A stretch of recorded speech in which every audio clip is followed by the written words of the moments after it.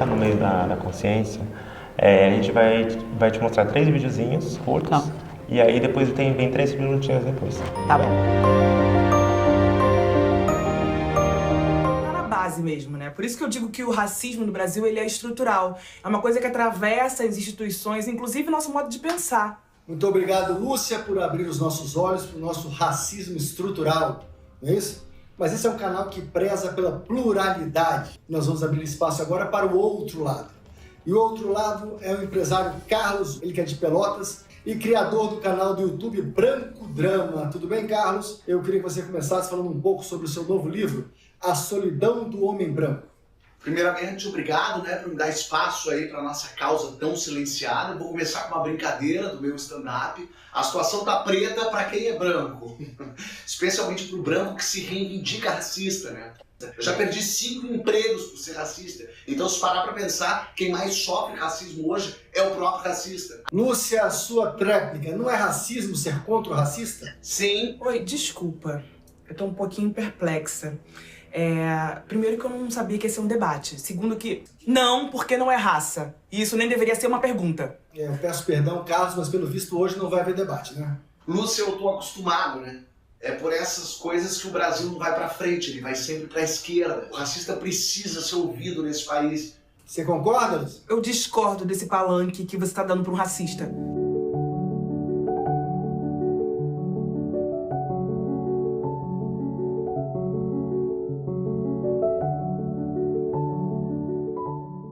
Parece até redundância falar, né? Mas sempre, toda vez, né, em algum momento, em algum ambiente, isso acontece. Eu uso muito roupa preta, geralmente camisa preta, e eu já vi brincadeiras de que eu estou indo para o trabalho nu ou algo do tipo. Então, para algumas pessoas isso é engraçado. Pode até ser em alguma esfera, mas o que tem por trás disso é meio que a perpetuação de um comportamento, e é um comportamento nocivo. Eu acho que é extremamente delicado porque não é um assunto para piada. É um assunto que tem que ser levado a sério. Eu sempre falo isso, eu já falei em outras ocasiões, porque eu tenho grupos de debate sobre. A pessoa antirracista, ela não necessariamente entende, mas ela está no processo de mudança, de entendimento sobre isso, né? O que foi aquela brincadeira, o que se caracterizou, né? Aquilo, né? Ai, nossa, mas o seu cabelo fica melhor no formato mais liso do que daquele jeito, do outro jeito, ou mais crespo. Aí já está caracterizado uma forma. E tantas outras formas de falar sobre características de uma pessoa preta que se caracteriza aí um racismo velado e que a pessoa não foi racista, não entende, às vezes não é por maldade ou não é por ser racista, mas eu insisto nessa pauta em que a pessoa precisa entender, ela precisa ser antirracista, tem livros, tem artigos, tem pessoas, tem referências, tem influencers, tem pessoas que brincam, tem pessoas que falam sério, tem estudiosos, então tem inúmeras plataformas para a pessoa entender que ela não pode ser mais uma pessoa inserida nesse nicho aí. E o que eu vejo todos os dias é que não importa o que eu sou, o que eu penso, eu tenho que estar junto. A gente tem que apoiar cada vez mais mesmo, porque hoje a gente escuta muito, principalmente a informação de não existe, eu não vejo isso. Mas não é porque você não vê que não existe, não é porque você não vê que não tem alguém que está sofrendo com isso. Tem que ter um limite, que se ultrapassar é capaz de dar muito ruim. Que entender o impacto de uma brincadeira, que no final do dia para muita gente é só uma brincadeira, principalmente para quem não está inserido num contexto tão específico, acho que tem a ideia da dimensão do impacto que isso causa para uma pessoa, como sociedade como um todo, acho que é importante. Para um é só uma brincadeira e para outros pode ter gerado trauma. Isso, assim, a gente está falando logicamente aqui de uma pauta racial, mas isso se estende para várias outras que no final do dia alcançam minorias. Então, o racismo recreativo, eu acho que ele é uma forma de tornar comum um comportamento altamente nocivo. Quando a pessoa falar algo nesse sentido, você fala, olha, amigo, vem aqui, vamos conversar. Isso é assim, eu faço isso sempre que eu posso, sem ser chata, sem ser, não que isso seja ruim, né? Mas sem ser ativista o tempo todo, mas conscientizando pessoas que eu, enquanto pessoa preta, é a única forma que eu vou conseguir permear nas sociedades e levar e passar, de repente, para quem vem depois de mim, minha filha no caso, né, de que você pode conscientizar uma pessoa com respeito, ter o seu espaço e fazer com que a pessoa esteja inserida nesse contexto de, se eu falar tal coisa, não vai soar legal. Se eu falar uma coisa, enfim, do cabelo, né, das questões, das características físicas de uma pessoa preta, não vai soar só como falando do corpo, mas pode soar como uma questão, né, que vai atravessar aí, né, a pele dela. Dependendo do que for, a pessoa vai muito para baixo mesmo. Fica numa porta onde ultrapassar você perde o senso da vida. Tudo começa a parecer que estão sendo perseguido, você começa a se sentir muito mais mal, horrível, você não tem vontade de sair de casa, você não tem vontade de conversar com ninguém, o medo de represálias. E ainda está um pouco pior, dependendo, que você tenha medo até do pior acontecer, né? Infelizmente, acho que é um quadro de humor, é para isso, né, que eles estão ali, eles trazem pautas importantes para incentivar as pessoas a refletirem, mas é uma linha muito tênue, né, porque realmente não se pode deixar, tem que ser bem escancarado para não se replicar o comportamento, né? Então, igual assim, você viu e falou, isso aqui é piada? Tipo... Porque, assim, no final a pessoa tem que assistir e falar, ei, eu tô rindo do absurdo que é esse tipo de conversa. Porque a síndrome do velado tá aí, né? E quanto mais você percebe e você não vai agindo, né, contra, isso só vai te afundando, você só vai piorando. Então, eu acho que a forma que a gente combate é combatendo e conscientizando. E não tem o outra que forma. a gente pode fazer como um indivíduo, né? Porque também tem a questão como o sistema também combate. Porque a gente, como indivíduo, a gente tem nossas limitações. Eu né? posso te dizer que o sistema ainda combate bem pouco. Lógico que isso já melhorou muito. Quando eu olho para mim hoje, Gláucia de hoje, e penso coisas que eu já passei, nossa, eu fico, isso foi uma situação pontual de racismo. Isso foi uma situação pontual de racismo. E, assim, eu não tinha como combater, porque na sociedade isso não existia. Assim como o vídeo, racismo é racismo ou cinismo. Para algumas pessoas, elas encaram como cinismo e era uma brincadeira. E outras pessoas entendem que aquilo realmente vai atravessar pessoas, né? Então, a gente só, como eu disse, combate combatendo e conscientizando enquanto unidade, né? Eu, sozinha, vou conseguir chegar até tantas pessoas. O outro, da mesma forma, e assim a gente se une, né? Tem um dizer africano que diz que para a gente conscientizar pessoas, a gente precisa de uma aldeia toda, porque ninguém faz nada sozinho. Então, é assim que a gente vai conseguir. Vamos para o segundo vídeo? Vamos lá.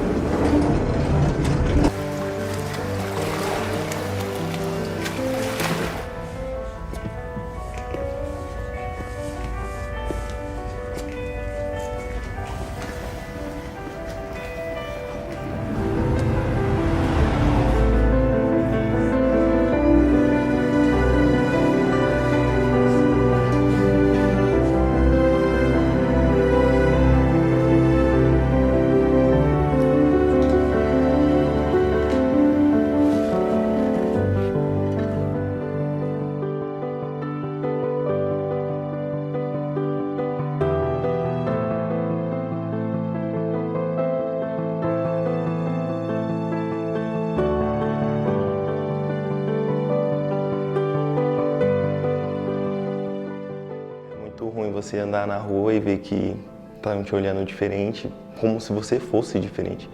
E na maioria das vezes você só está andando, só está fazendo compra. Coisa normal, uma pessoa do seu lado está fazendo.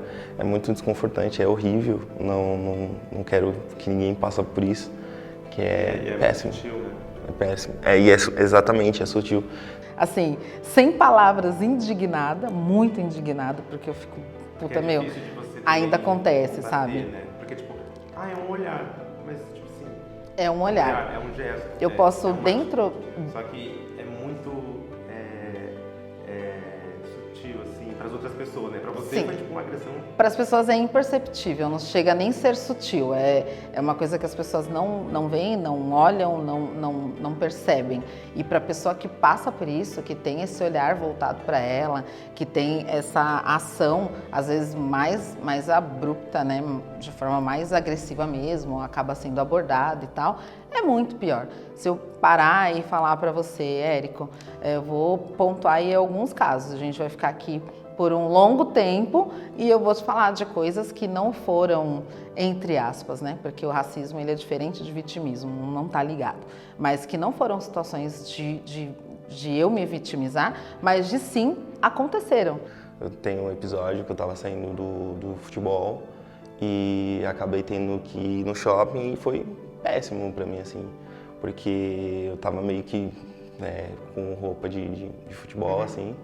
E em tese normal, mas foi péssimo. Se fosse uma pessoa branca, seria tudo talvez estaria tudo bem, mas pra mim foi tipo muito péssimo, o olhar horrível, assim, tipo, todo mundo olhando muito ruim pra mim, segurança seguindo e etc. Então, é horrível, é péssimo, é péssimo. E tem uma loja de departamentos no shopping em que eu fui comprar camiseta, alguma coisa desse tipo. E numa determinada situação na loja, eu lembro de ver o segurança andando basicamente atrás de mim, como se estivesse fazendo uma ronda, mas ele só estava fazendo a ronda onde eu estava. Ou eu estava precisando de muita segurança ali, ou a loja estava precisando porque eu era uma ameaça. É tão comum no final do dia que a gente acaba não notando. Um dia desses eu estava numa loja, no mercado. E aí eu fui para um corredor, eu estava sem bolsa, sem nada, só com um cartão no bolso. E aí eu ia fazer compras. E aí eu falei para minha filha assim, vai no outro corredor, pega coisas e põe no carrinho e eu tô nesse corredor, eu vou pegar aqui. Quando eu saí de um corredor para o outro, o segurança veio de encontro comigo e ele me peitou. Aí eu me afastei e falei, o que foi? Aí ele falou, nada, e com o radinho aqui já para chamar alguém. Eu tô falando de coisa de um mês atrás. E aí eu não entendi, você vai pagar minhas compras? Então assim, só para ser bem breve, isso acontece com homens pretos, com mulheres pretas, dentro de inúmeros lugares, como eu falei. E eu naquele momento, eu me senti impactada. Você fica com aquela sensação de que, eu tô fazendo alguma coisa errada. Né? A minha existência está errada. Porque magoa, fere, machuca, você fica com uma crise existencial momentânea. E é algo que não tem como mudar, não tenho como mudar a cor da minha pele. Há 40 anos eu tenho essa pele, na minha certidão está lá uma criança de cor preta, então não tem como mudar. Então eu não estou errada. Quem está errado é a pessoa que não se conscientiza. O que eu acho que é mais grave, eu estou falando de uma situação que aconteceu comigo e com uma outra pessoa, que a pessoa que estava do outro lado, que agiu dessa forma também, era uma pessoa preta. Entendeu? Que aí eles... estruturalmente, eles entram num cenário de que você precisa ficar de olho nessas pessoas, com essa característica. E isso é muito triste, entendeu? Então, o psicológico fica devastado, a pessoa fica devastada. Se ela não for o que eu digo que eu sou hoje, uma pessoa racializada, ciente, consciente do seu psicológico, de quem você é na sociedade, de tudo que você estuda, de tudo que você entende, enquanto pessoa preta, 100% preta né, intuída aí com todas essas questões, a pessoa, ela fica, vou usar o português bem claro, ela fica bugada, ela fica mal, ela não vai ficar bem e ela vai começar a se anular.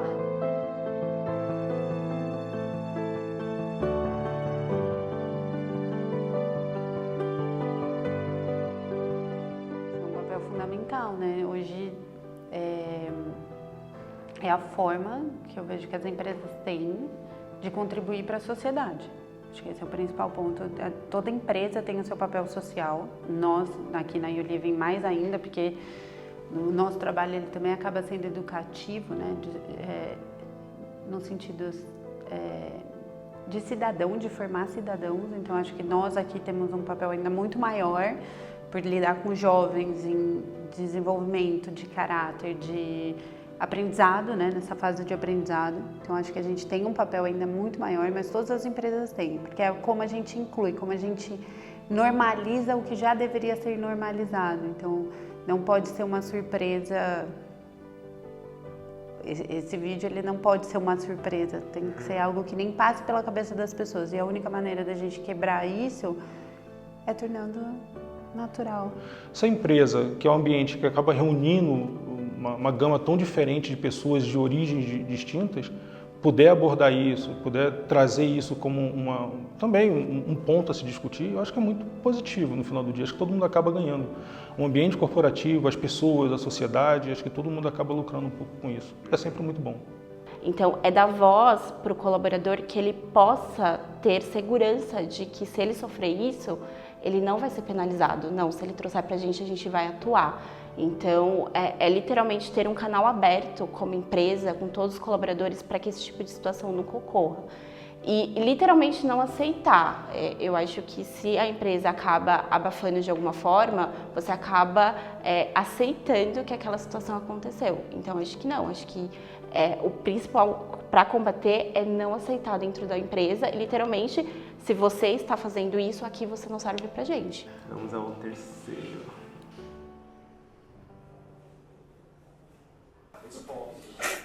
We are black people and we shouldn't have to feel like this. We shouldn't have to protest because y'all are treating us wrong. We do this because we need to and have rights.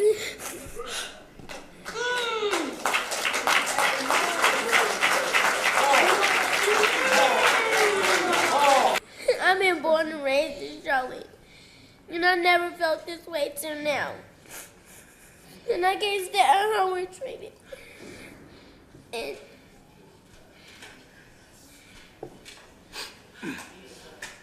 it's a shame that our fathers and mothers are killed and we can't even see them anymore.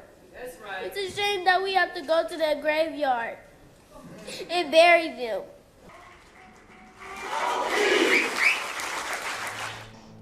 Difícil. Desculpa, gente. Esse vídeo é bem...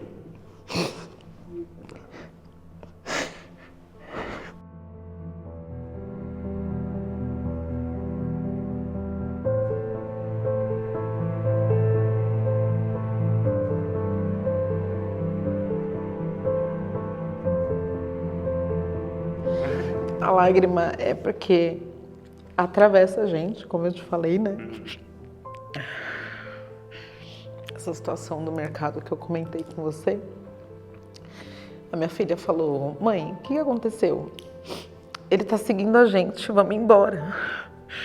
E eu falei: não, filha, porque se a gente vai embora, a gente tá dando a carta para ele de que na cabeça dele a gente ia fazer alguma coisa e a gente só tá aqui para comprar o nosso alimento, né?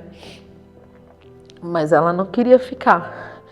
E é o que eu falo para ela todo dia. Eu tô dizendo ela porque essa menina do vídeo deve ter a idade que minha filha tem, 9 anos aproximadamente. E eu tô criando ela para resistir, né? A partir do momento que você é pai e mãe, o seu papel é fundamental na criação do seu filho. Então, ele vai repercutir muito o que você ensinar para ele. Então, nós somos o principal exemplo para eles. Então, a gente precisa educar eles, sim, para eles jamais fazerem isso com alguém. E criar a entidade, a identidade de uma criança preta não é fácil. Sobretudo, não é fácil criar uma criança, já começa por aí. E criar uma criança preta, parece que a gente está falando aí no contexto de Brasil, parece que eu estou criando ela em 2 Brasis diferentes, né? Eu crio ela num contexto geral e crio ela na unidade de uma criança preta que ela é. De não ser aprovada em lugares de subserviência, de não baixar a guarda, de saber os direitos que ela tem, porque ela tem todos os direitos que uma pessoa branca tem, né? Enquanto criança, enquanto adolescente, depois enquanto adulta. Então, não é fácil, mas todas essas frentes que eu faço parte, que eu vejo vídeo, que eu vejo conteúdos, enfim, ela participa de todos. Coletivos que eu vou, lugares que eu vou, exposições, teatro, tudo. Ela faz parte de tudo. Ah, mas ela só tem 9 anos, então eu acho que eu racializo a Pérola desde que ela, sei lá, tinha uns 5 anos, quando eu comecei a trazer questões, historinhas em quadrinhos, referências. Ah, é a Turma da Mônica, mas tem a Mileninha ali, que é a personagem preta da Turma da Mônica.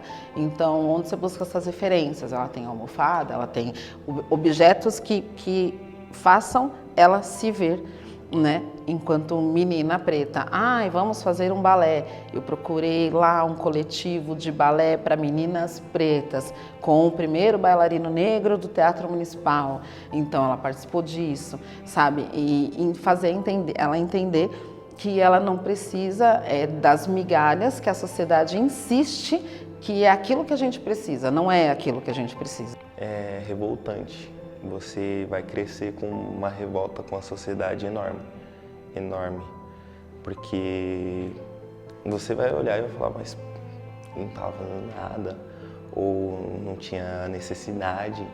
Só que, infelizmente, alguns desses impactos, alguns desses resultados, eles acabam ficando tão incutidos na personalidade, ou dentro da pessoa, às vezes até no formato de uma autodefesa perante alguns cenários, que a gente não nota de onde ele vem. Acho que emocionalmente isso tem um impacto muito pesado, socialmente isso tem um impacto muito firme também. Eu acho que essa parte, né, essa pauta de racismo, essa pauta da negritude, ela é muito ampla, ela tem muito conteúdo, ela vai muito longe, mas as pessoas acham chato, né, falar disso, porque na maioria dos casos, socialmente falando, as pessoas acham mimimi, acham que não existe. Acham que não acontece. E isso acontece toda hora, acontece todo dia. E as pessoas só precisam abrir um pouquinho o olho para entender, porque está ferindo alguém. E se você não está prestando atenção, temos um problema aí em um dos lados, né? Porque você está fazendo vista grossa para isso acontecer. Você tem uma criança que vive uma situação absurda dessa, de perder os pais, de não ter o apoio, ou até outro tipo de parente, ou sofrer, ou juntando os vídeos, né? Sofrer as etapas que nem do vídeo anterior, como que ela vai se sentir segura? Nas escolas, as pessoas não estão falando disso. E dentro das casas, as pessoas não falam disso. As pessoas falam se forem pessoas que estão conscientes, que convivem com pessoas pretas, né, que é uma família branca, enfim, de outra etnia, que convive com pessoas pretas, sobretudo, no geral, não estão.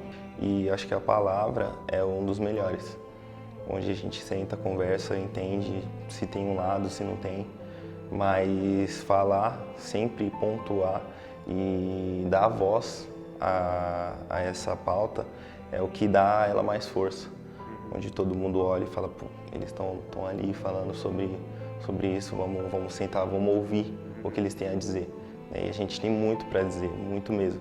Então, é importantíssimo. Acho que todas as escolas têm que falar mesmo sobre racismo, têm que falar mesmo sobre preconceito. Assim como termos, assim como falas, não é só o racismo em si, você falou para mim, né, ou vice-versa. São palavras, são ações, né, são falas, né, Tipo, normalmente as pessoas veem mais essas agressões grandes, tipo, a polícia matou alguém, aí a pessoa abre os olhos. Mas antes disso veio várias outras. Não, tem correções de falas hoje em dia que nem podem ser mais usadas, que se você for levar ao pé da letra a expressão, por exemplo, a coisa tá preta. Se a coisa tá preta, tá ruim, entendeu? Não, essa coisa tá preta, tá boa, sabe? Então, se você for levar ao pé da letra muitas expressões, já são microagressões que todo mundo fala. Isso são coisas que todo mundo fala e que as pessoas não prestaram, não se voltaram, não prestaram atenção no que estão falando em si, não se racializaram, não se conscientizaram ainda. Né? Mas não apontando o dedo, mas eu acho que há tempo e isso é uma pauta muito importante.